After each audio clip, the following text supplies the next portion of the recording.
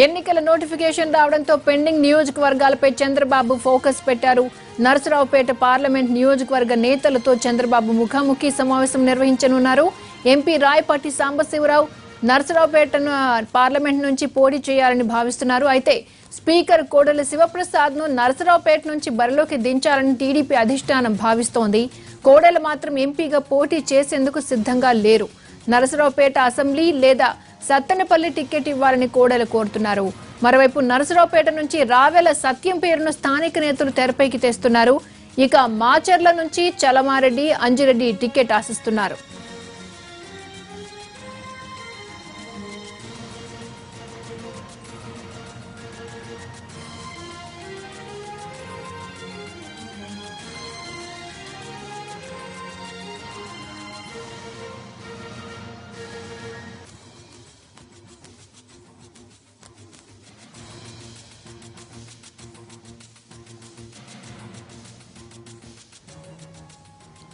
ఎన్నికల నోటిఫికేషన్ రావడంతో pending నియోజకవర్గాలపై Chandrababu focus పెట్టారు.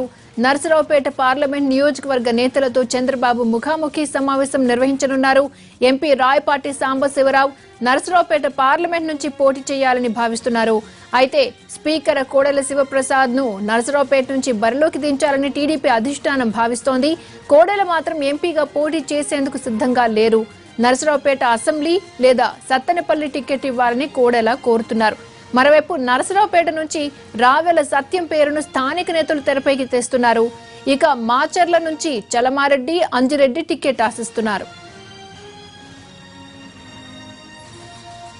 ఎన్నికల నోటిఫికేషన్ రావడంతో పెండింగ్ నియోజకవర్గాలపై ఫోకస్ పెట్టారు చంద్రబాబు. నరసరావుపేట పార్లమెంట్ నియోజకవర్గ నేతలతో బాబు భేటీ కానున్నారు. దీనిపై పూర్తి సమాచారాన్ని మా ప్రతినిధి పిఎంఆర్ చంద్రశేఖర్ లైవ్ గా అందిస్తారు.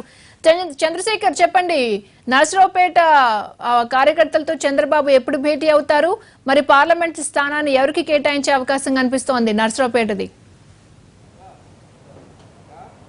క్రాంతి, మీరు చెప్పినట్లుగానే ఈ ఈక్వేషన్స్ అన్నింటినీ కూడా చంద్రబాబు నాయుడు పార్టీ అధినాయకత్వం బేరీజు వేసుకుంటున్న పరిస్థితి కనిపిస్తుంది. ప్రధానంగా చూసుకుంటుంటే ఇప్పటివరకు సీట్ల అభ్యర్థుల ఎంపికకు సంబంధించి జరిగిన కసరత్తు ఒక ఎత్తైతే నరసరావుపేటకు సంబంధించిన వ్యవహారం మాత్రం కొంచెం సంక్లిష్టంగా కనిపిస్తుంది. మొత్తం ఓవరాల్గా ఇప్పటివరకు చూసుకున్న సీట్ల సర్దుబాట్ల విషయంలో కావచ్చు, అభ్యర్థుల ఎంపిక విషయంలో నరసరావుపేట, ఇంకొకటి విజయనగరం, ఈ రెండు అసెంబ్లీ పార్లమెంట్ నియోజకవర్గాలకు సంబంధించిన వ్యవహారం మీద చంద్రబాబు నాయుడుకి కొద్దిగా తలనొప్పులు సృష్టించడమే కాకుండా కొంత సంక్లిష్టంగా కూడా మారిన నేపథ్యంలో ఈ రెండు నియోజకవర్గాల పరిధిలోని అసెంబ్లీ సెగ్మెంట్ల మీద పూర్తి స్థాయిలో చంద్రబాబు నాయుడు ఫోకస్ పెట్టినట్టుగా కనిపిస్తుంది. సో ఈ నేపథ్యంలో ఒక విధంగా చూసుకుంటా ఉంటే తెలుగుదేశం పార్టీ ప్రస్తుతం నరసరావుపేట నియోజకవర్గానికి సంబంధించిన నేతలతో 1-to-1 సమావేశం మరి కాసేపట్లో చంద్రబాబు నాయుడు ప్రారంభించబోతున్నారు. సో దీనికి సంబంధించి తెలుగుదేశం పార్టీ అధినాయకత్వం ఒక ప్రతిపాదనని కోడెల ముందు ఉంచినట్టుగా తెలుస్తుంది. ప్రస్తుతం సత్తెనపల్లి నియోజకవర్గం నుంచి ప్రాతినిధ్యం వహిస్తున్న కోడెల శివప్రసాద్ వచ్చే ఎన్నికల్లో నరసరావుపేట పార్లమెంట్ నుంచి పోటీ చేస్తే బాగుంటుందన్న భావాన్ని తెలుగుదేశం పార్టీ అధినాయకత్వం కోడెల ముందు ఉంచినప్పటికీ ఆయన విముఖత వ్యక్తం చేసినట్టుగా తెలుస్తుంది. ఈ నేపథ్యంలో నరసరావుపేట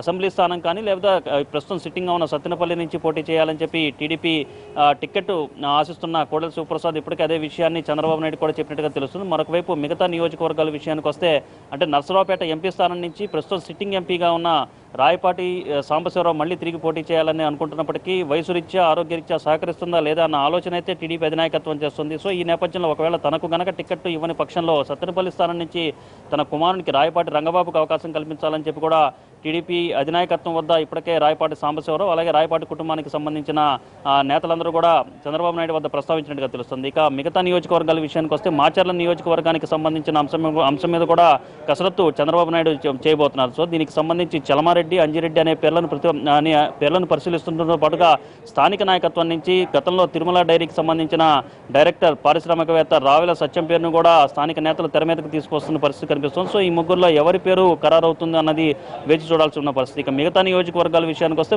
మ్యాక్సిమం అన్ని కూడా సిట్టింగ్లకే అత్యధికంగా ప్రాధాన్యత ఇచ్చే సూచనలు చాలా స్పష్టంగా కనిపిస్తున్నాయి. చిలకలూరిపేట నుంచి సిట్టింగ్గా ఉన్న మంత్రి పత్తిపాటి పుల్లారావు తిరిగి బరిలోకి దూకపోతున్నారు. అలాగే వినుకొండ నియోజకవర్గం నుంచి సిట్టింగ్ జీవి ఆంజనేయులు, అలాగే మా గురజాల నియోజకవర్గం నుంచి చూసుకుంటా ఉంటే అక్కడ ప్రస్తుతం సిట్టింగ్గా ఉన్న ఎరపతినేని శ్రీనివాసరావు మళ్ళీ తిరిగి తన అదృష్టాన్ని పరీక్షించుకోబోతున్నారు. ఇక పెదకూరపాడు నుంచి సిట్టింగ్గా ఉన్న కొమాలపాటి శ్రీధర్ మళ్ళీ అవకాశం కోసం ప్రజల టీడీపీ టికెట్ దక్కించుకునే సూచనలు చాలా స్పష్టంగా కనిపిస్తున్నాయి. అయితే పెదకూరుపాడు నియోజకవర్గం నుంచి లోకేష్ కూడా పోటీ చేస్తారన్న ప్రచారం గతంలో జరిగిన నేపథ్యంలో ప్రస్తుతం ఉత్తరాంధ్ర నుంచి, అది కూడా భీమిలి లేదా విశాఖ నార్త్ నుంచి లోకేష్ పోటీ చేస్తారన్న ప్రచారం జరుగుతున్న నేపథ్యంలో ఇక పెదకూరపాడు నియోజకవర్గానికి సంబంధించి కొమాలపాటి శ్రీధర్కే టికెట్ ఇవ్వడం దాదాపు ఖాయంగా కనిపిస్తున్న నేపథ్యంలో మాచర్ల ప్రస్తుతానికైతే నరసరావుపేట పార్లమెంటు నియోజకవర్గ పరిధిలో సత్తెనపల్లి, నరసరావుపేట అలాగే మాచర్ల ఈ 3 నియోజకవర్గాలకు సంబంధించిన వ్యవహారం మీద చంద్రబాబు నాయుడు ఇంకొంత ఫోకస్ పెట్టే